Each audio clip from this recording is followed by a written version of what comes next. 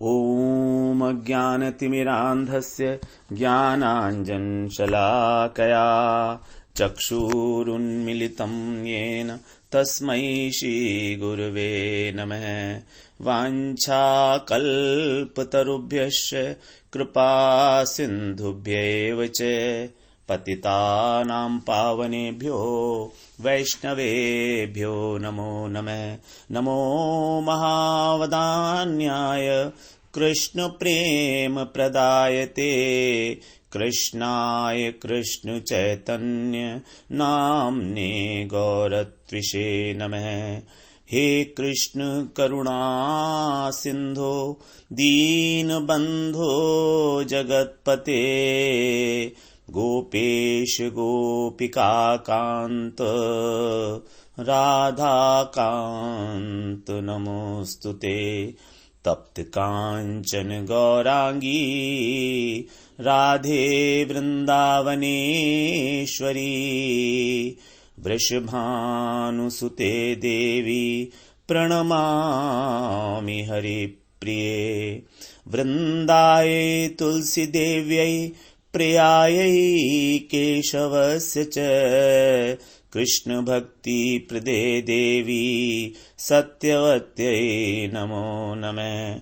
श्री कृष्ण चैतन्य प्रभो नित्यानंद श्री अद्वैत गदाधर शिवसदी गौरभक्त वृंद। हरे कृष्ण कृष्ण कृष्ण हरे हरे हरे राम राम राम हरे हरे। हरे कृष्णा। सर्वप्रथम मैं अपने गुरुपाद पद्म ओम विष्णुपाद अष्टोत्तर श्री श्रीमद् भक्ति वेदांत माधव गोस्वामी महाराज के चरण कमलों में अनंत कोटि दंडवत प्रणाम ज्ञापन करता हूं। हम लोग श्रीमद् भगवद गीता के चौथे अध्याय का 18वां श्लोक श्रवण कर रहे थे। 16, 17 और 18 इन 3 श्लोकों में भगवान ने कर्म का तत्व बताया है कि कर्म क्या है और अकर्म क्या है। कर्म को ही हमारा उद्देश्य है, कर्म योग के द्वारा कर्म को अकर्म में परिवर्तित कर देना, यही हमारा उद्देश्य है। तो भगवान ने 18वें अध्याय में 18वें श्लोक में यही बताया कि जो व्यक्ति कर्म में अकर्म को देखता है और अकर्म में कर्म को देखता है वही मनुष्यों में बुद्धिमान है। तो इसका हम लोग श्रवण कर चुके थे। अब हम लोग 19वां श्लोक श्रवण करते हैं। आज भगवान बता रहे हैं, यस्य सर्वे समारंभा काम संकल्प वर्जिताः ज्ञानाग्निदग्ध कर्माणं तमाहु पंडितं बुधाः। यस्य सर्वे समारंभा काम संकल्प वर्जिताः ज्ञानाग्निदग्ध कर्माणं तमाहु पंडितं बुधाः। यस्य सर्वे, यस्य माने जिसके, सर्वे माने सभी, समारंभा का मतलब समारंभा सम प्लस आरंभ, अर्थात जो सम्यक रूप से आरंभ किए हुए कार्य हैं। जिस व्यक्ति के सभी प्रकार के सम्यक रूप से जो आरंभ किए हुए कर्म हैं, समारंभा काम संकल्प वर्जिता। अब वो कर्म जो आरंभ किए हैं उसने, वो कैसे हैं, उसकी क्वालिटी क्या है? उसमें ना तो कामना है और ना संकल्प है। कामना का मतलब है फल की कामना, फल की कामना नहीं है और संकल्प भी नहीं है। वर्जिता, वर्जिता माने इनसे रहित हैं। तो क्या होता है उसमें? ज्ञानाग्नि दग्ध कर्माणम, उस व्यक्ति की जो ज्ञान रूपी अग्नि है उसके अंदर सारे कर्म दग्ध हो जाते हैं। दग्ध का मतलब है जल जाते हैं। ज्ञान रूपी अग्नि के द्वारा, ज्ञानाग्नि दग्ध कर्माणम, कर्माणम का मतलब कर्म जो भी उसने आरंभ किए थे। तम आहु पंडितम बुधाहा, बुधा माने ज्ञानी लोग, जो ज्ञानी जन हैं, जिन्होंने ज्ञान की प्राप्ति कर ली है, ब्रह्म ज्ञानी को भी इसमें समझना पड़ेगा। तो जो ज्ञानी जन है वो तम आहु, उस व्यक्ति, तम माने उसको, आहु माने कहते हैं पंडित, उसको पंडित कहते हैं, ज्ञानी जन। देखिए, ज्ञानी जन खुद ही पंडित होते हैं, लेकिन वो ज्ञानी जन भी यहां पर पंडित कह रहे हैं। ये यहां की विशेषता है इस श्लोक की। और उसकी ज्ञानाग्नि से कर्म कब दग्ध होंगे?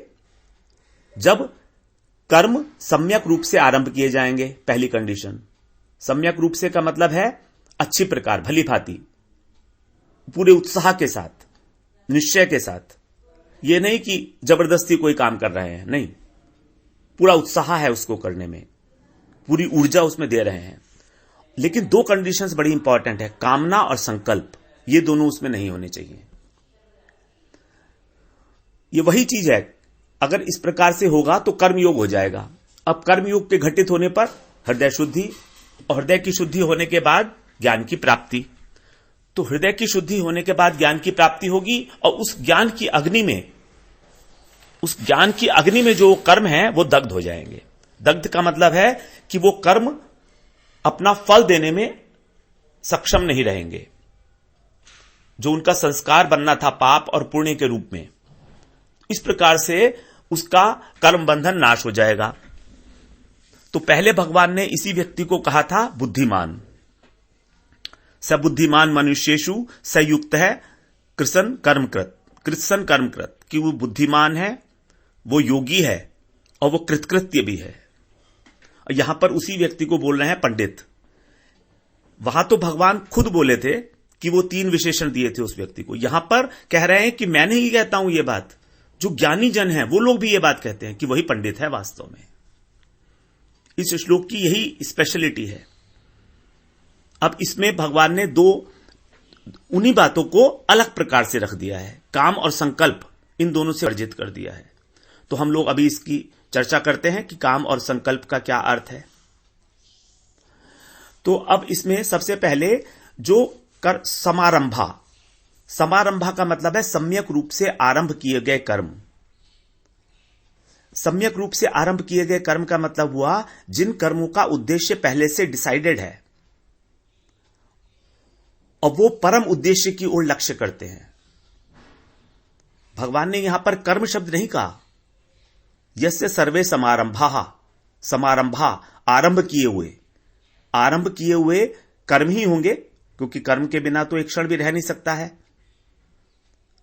तो कर्म के मार्ग के द्वारा जो उनको आरंभ करके परम लक्ष्य की ओर पहुंचना चाहता है। परम लक्ष्य क्या है हमारा? भगवत साक्षात्कार, भगवत प्राप्ति। तो जो उस लक्ष्य तक पहुंचना चाहते हैं उनके लिए क्या बताया है कि उनके कर्म फल की आकांक्षा से रहित होते हैं। फल की आकांक्षा मतलब काम। जब फल की आकांक्षा से रहित होंगे तो वो निष्काम कर्म हो जाएगा, और निष्काम कर्म होने के कारण चित्त शुद्धि होगी। भगवत अर्पित निष्काम कर्म, उससे चित्त शुद्धि और उससे सात्विक ज्ञान रूपी अग्नि प्रकाशित होती है। जो ज्ञान प्रकाशित होगा वो सात्विक ज्ञान होगा। सत्वात् संजायते ज्ञानम, ये वाला हम जो श्लोक है ना, सत्वात् संजायते ज्ञानम, कि सत्व गुण से ज्ञान उत्पन्न होता है। इस बारे में इस श्लोक को हम बार बार कहेंगे, क्योंकि जब भी ज्ञान की बात आएगी तो हमको यह समझ लेना चाहिए कि ज्ञान कौन सा ज्ञान है। 14वें अध्याय का 17वां श्लोक है, जिसका पहला चरण है सत्वात् संजायते ज्ञानम, सत्व गुण से ज्ञान उत्पन्न होता है। क्योंकि अभी हम सब माया के डोमेन में हैं। यहां पर कहीं ऐसा ना समझें कि यह ज्ञान जो है माया को अतीत हो गया है, नहीं, यह माया के अंडर में ही है अभी। तो सात्विक ज्ञान रूपी अग्नि से जो प्रकाशित होती, सात्विक ज्ञान रूपी अग्नि जो प्रकाशित होती है, उससे कर्म दग्ध हो गए हैं, अर्थात जल गए हैं। जलने का अर्थ बड़ा क्लियर है कि उसका बीजत्व नाश हो गया है, अर्थात वो फलदायी नहीं रहे। जैसे अगर किसी बीज को भून दिया जाए और उसको बीज को भुने हुए बीज को फिर उसमें अंकुरित वो किया जाए, बोया जाए जमीन के अंदर, तो उसमें अंकुर नहीं फूटेगा, वो फलदायी नहीं रहा बीज, उससे वृक्ष नहीं बन सकता है। तो इस प्रकार फल से शून्य होने के कारण वे कर्म जो सम्यक रूप से आरंभ किए गए थे, बिना संकल्प के और बिना कामना के, वो बंधन का कारण नहीं बनेंगे। और ऐसे ही महात्मा को पंडित कहा जाता है। उसी को कहा है ज्ञानाग्नि दग्ध कर्मा। ज्ञानाग्नि दग्ध कर्मा अर्थात जिसके कर्म ज्ञान की अग्नि से दग्ध हो चुके हैं। ये एक दूसरा विशेषण है, ज्ञानाग्नि दग्ध कर्मा, पंडित का ही। अब यहां पर हम लोग इसमें एक एक बात को समझना पड़ेगा थोड़ा गहराई से। देखिए, बातें सब वही हैं जो हम पहले कर चुके हैं, लेकिन भगवान इसको अलग अलग प्रकार से हमें बता रहे हैं जिससे हमारी बुद्धि में अच्छी तरीके से बैठ जाए। ये बात एक ही बात है, कोई नई बात नहीं है जो हम पढ़ चुके हैं, दूसरे अध्याय से पढ़ रहे हैं। कर्मण्येवाधिकारस्ते से इसका श्री गणेश हो चुका था दूसरे अध्याय के 47वें श्लोक से। तो पहले हम संकल्प समझते हैं। संकल्प क्या है? संकल्प एक मानसिक कर्म है। मन, जब हम लोगों ने शरीर तत्व पढ़ा था उस समय हम लोगों ने बात की थी कि मन, बुद्धि, अहंकार और चित्त, इनसे हमारा सूक्ष्म शरीर बनता है, subtle body. Subtle body is comprising of 4 items, that is a mind, intellect, ego and चित्त। चित्त is a storehouse of all the memory, past impressions, infinite number of births. हमारे अनंत अनंत जन्मों के जितने भी संस्कार हैं वो हमारे चित्त के अंदर सुरक्षित है संस्कारों के रूप में। It's a microchip. तो संकल्प मन का कार्य है, माइंड का। मन एक क्षण भी संकल्प और विकल्प के बिना नहीं रहता है। कभी मैं ये कर लूं, कभी मैं वो कर लूं। एक संकल्प होगा तो उसके साथ दूसरा विकल्प भी पैदा हो जाएगा कि मैं ये कर लूं, नहीं, अगर मैंने ये नहीं किया तो क्या होगा, ये विकल्प है। या 2 वस्तुओं के अंदर विकल्प है कि मैं इसको, ये मुझे करना चाहिए, मुझे स्कूल जाना चाहिए या मुझको पिक्चर देखने जाना है। स्कूल में जब बच्चे जाते हैं तो ये सोचते हैं कि आज स्कूल जाएं कि नहीं जाएं। यूनिवर्सिटी में तो करते ही हैं ऐसे कि आज क्लास इंपॉर्टेंट है कि नहीं है। अगर क्लास इंपॉर्टेंट नहीं है तो चलो बंक मार लो और पिक्चर देखाओ। हम सब करते हैं ये। तो मन की ये वृत्तियां है, संकल्प विकल्प, यही करता रहता है वो।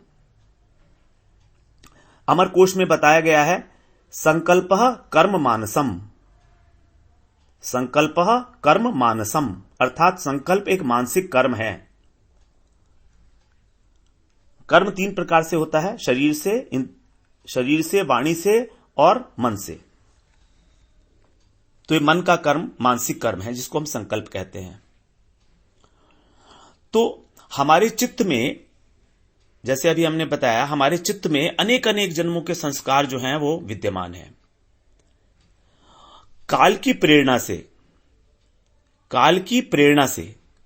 प्रेरणा मतलब समय जो है, जब जैसा समय चल रहा है, और प्रारब्धवश कि हमारे प्रारब्ध में इतने बजकर इतने मिनट पर क्या लिखा हुआ है, वही प्रारब्ध काल की सहायता से एक्टिवेट होता है।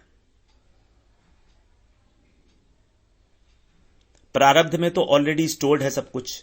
जब हमने शरीर धारण किया तो उसी समय यह डिसीजन हो गया कि हमको इस जीवन में, अगर हमारी उम्र 70 साल है तो इस 70 साल में हर मिनट पर, हर सेकंड पर किस प्रकार का भोग करना है कर्म का। क्योंकि जो पुराने संस्कार हैं वो सब अपना फल देने के लिए तैयार हो चुके हैं। वही है प्रारब्ध, और उसी से बना है हमारा शरीर। तो बेसिकली शरीर की जो संरचना है, इसके अंदर प्रारब्ध इनबिल्ट है, ऑटोमेटिक सिस्टम की तरह। इस शरीर को 10:20 पर दुख मिलना था तो दुख मिलेगा ही मिलेगा, उसी तरह की परिस्थिति पैदा हो जाएंगी। तो प्रारब्ध काल का आश्रय लेकर हमारे मन के अंदर संकल्प और विकल्प की वृत्ति को जन्म देता है।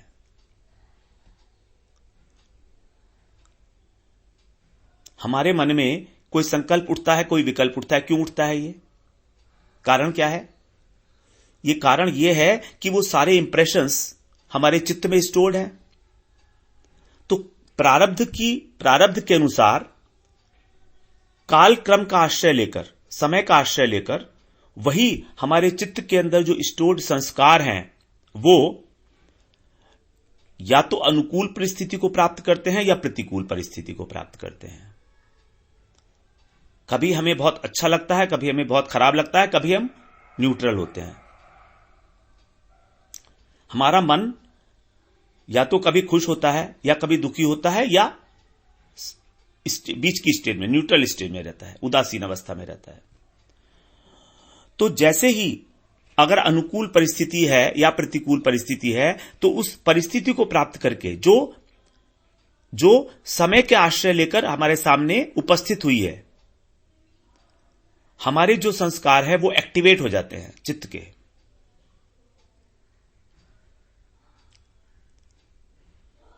बहुत धीरे धीरे समझेंगे हम इस बात को। यह बात हमें समझ लेनी चाहिए बहुत अच्छे तरीके से। हमारे संकल्प का उदय होता कहां से है? हम अपने मन की जो उसके अंदर प्रोसेस चल रही है उसको समझने की कोशिश कर रहे हैं। अंतःकरण में मन, बुद्धि, अहंकार और चित्त, इसमें हमने अभी दो चीजों को आइडेंटिफाई किया है, मन को और चित्त को। इन दोनों का बड़ा क्लोज संबंध है। सबसे पहले चित्त के अंदर जो संस्कार पड़े हुए हैं वो कालक्रम से प्रारब्ध के अनुसार अनुकूल और प्रतिकूल परिस्थिति के रूप में हमारे सामने आते हैं और उस परिस्थिति के अनुरूप जो हमारे संस्कार है वो एक्टिवेट हो जाते हैं। इसी को हम बोलते हैं संस्कार स्फुरण। संस्कार स्फुरण, activation of the past impressions. स्फुरित हो गए वो।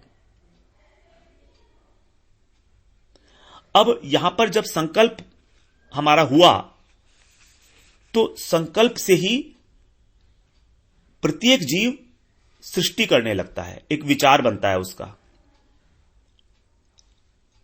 जैसे मान लीजिए, बड़ी सिंपल सी बात है, हमारे संस्कार थे मीठा वस्तु खाने की। पुराने जन्मों के संस्कार हैं, हमारे मन में बैठे हुए हैं कि हम लोग को मीठा अच्छा लगता है, वो संस्कार थे। अब जब तक हमको मिठाई नहीं दिखाई दी थी तब तक तो कोई बात नहीं थी, लेकिन जब हम चल रहे थे तो हमने जब हलवाई की दुकान पर देखा तो क्या हुआ, उस परिस्थिति को देखकर हमारे अंदर जो संस्कार था वो एक्टिवेट हो गया मिठाई खाने का। अब वो एक्टिवेट हो गया चित्त के अंदर, तो इमीडिएटली वो स्फुरण, उसका जो एक्टिवेशन था वो एक स्फुरना के रूप में मन के ऊपर आया और मन ने यह संकल्प किया कि मुझको ये मिठाई खानी चाहिए। यह मन का संकल्प है। अब संकल्प चित्त नहीं कर रहा है, संकल्प मन कर रहा है, लेकिन गाइड हो रहा है वो पास्ट इंप्रेशंस से। पास्ट इंप्रेशंस जो एक्टिवेट हो गए हैं अनुकूल और प्रतिकूल परिस्थिति प्राप्त करके। तो अब मन का संकल्प उठा। अब यहां जब मन का संकल्प उठा तब यहां से, इस पॉइंट से जीव ने सृष्टि करना शुरू कर दिया। जैसे भगवान इस जगत की सृष्टि करते हैं ना, ऐसे ही ये जीव भी सृष्टि करता है, क्योंकि भगवान का अंश है। भगवान का अंश होने के कारण जीव भी सृष्टि करता है, लेकिन जीव की सृष्टि बड़ी क्षुद्र होती है, तुच्छ होती है, निकृष्ट कोटि की होती है, क्योंकि जीव के पास शक्ति कितनी है, अणुचित है। तो इसका मतलब यह हुआ कि अब संकल्प से ही सारी सृष्टि होती है। सृष्टि का मतलब मन के अंदर विचार आएगा कि मिठाई खाऊंगा कि नहीं खाऊंगा, तो यह विचार बन के बुद्धि के पास जाएगा। अब now it will go further to the buddhi, intellect. वो वहां पर उसकी प्रोसेसिंग होगी, और ये प्रोसेसिंग जो होगी इंटेलेक्ट में, वो भी उसका आधार होगा चित्त। चित्त के पास अनुभव के रूप में जो स्मृति अवेलेबल है, क्योंकि चित्त को मालूम है कि इसको अच्छा लगेगा या बुरा लगेगा मिठाई खा के, तो उस अनुभव के आधार पर। और दूसरा, बुद्धि ने इस जीवन के अंदर जो अपने विचारों को सिद्धांत बना लिए हैं, उन सिद्धांतों के ऊपर वो विचार को परखा जाएगा कि ये करना है कि नहीं करना है, मिठाई खानी है कि नहीं खानी है, ये बुद्धि दो प्रकार से निर्णय करेगी। एक तो based on the information which is available in the चित्त, वहां पर अनुभव है, अनुभव जन्य स्मृति, अनुभव जन्य स्मृति जो है वो चित्त के पास है, तो उसके बेसिस पे वो डिसीजन करेगा। और दूसरा, जो इस जीवन के अंदर उसने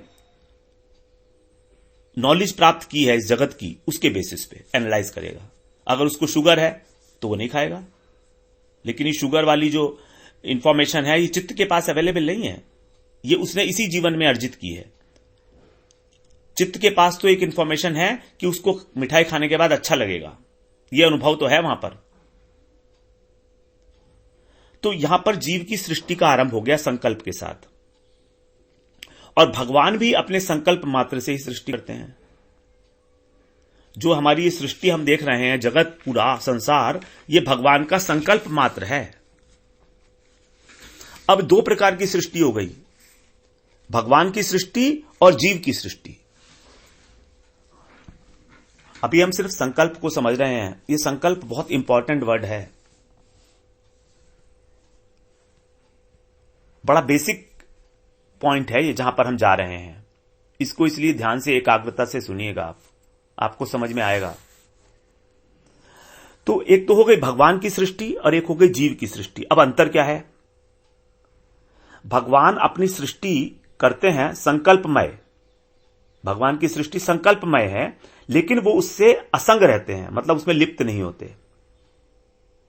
भगवान ने अभी बताया है, भगवान ने चौथे अध्याय में अभी हम लोग श्रवण करके आए हैं कि वो सृष्टि बना के भी वो अकर्ता है, और कर्म के अंदर क्योंकि उनकी इच्छा नहीं है इसलिए वो उसमें लिप्त भी नहीं होते हैं। यह है भगवान की विशेषता। हम लोगों ने भी ये बात 13वें और 14वें श्लोक में बहुत अच्छी तरह से श्रवण की है कि भगवान अकर्ता भी हैं और भगवान अलिप्त भी हैं, आसक्त भी नहीं है। तो ना तो उनमें कर्तापन का भाव है और ना वो उनमें आसक्ति है उनके द्वारा की गई सृष्टि में। इसीलिए परमात्मा भगवान की जो सृष्टि है उसको कहा गया है सर्ग या विसर्ग। इस सृष्टि का दूसरा नाम है सर्ग, जिसको हम 7वें अध्याय में आएगा ये शब्द।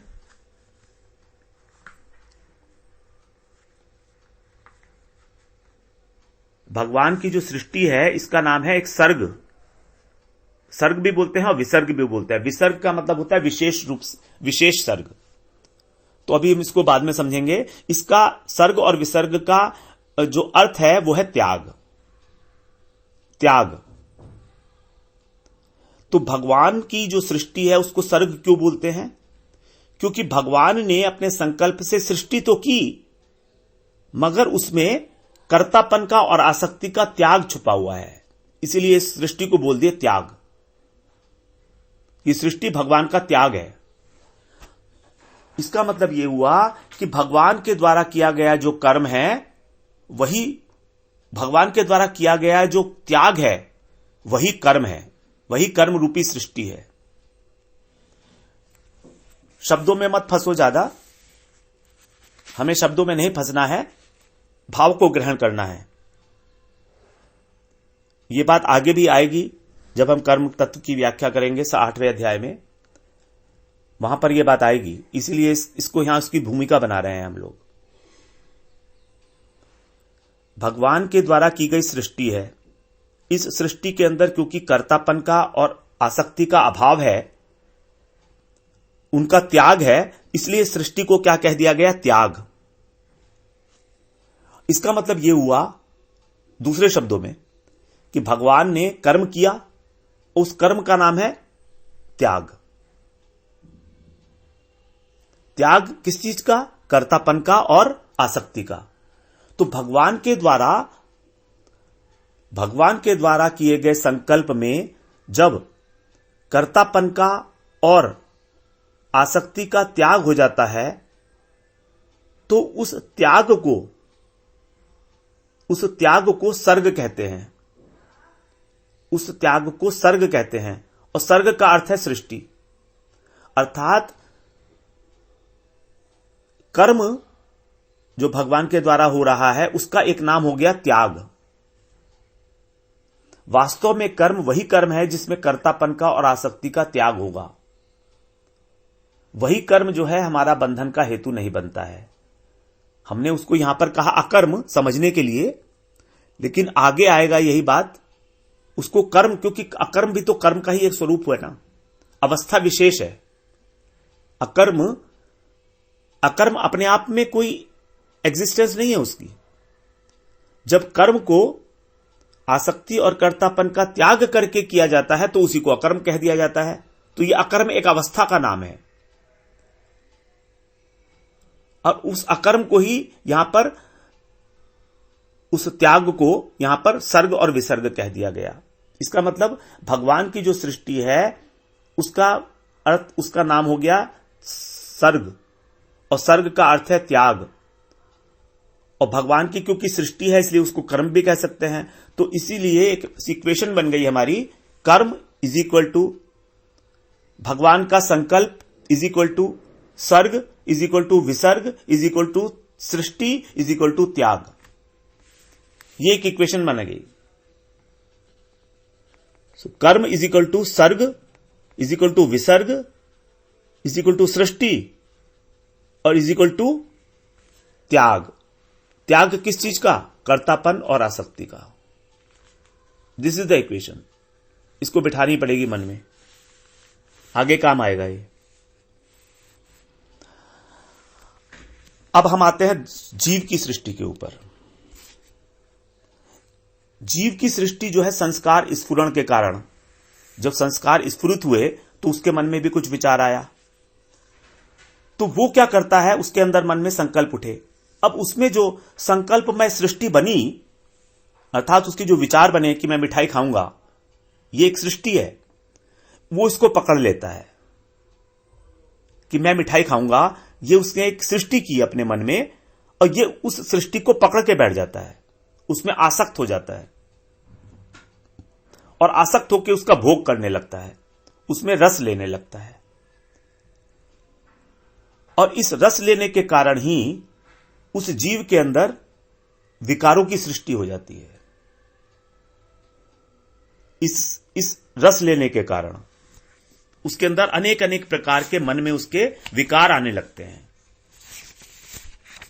उन्हीं विकारों को भगवान ने दूसरे अध्याय के 62 और 63वें श्लोक में गिनाया था। कितने विकार आते हैं, एक के बाद एक।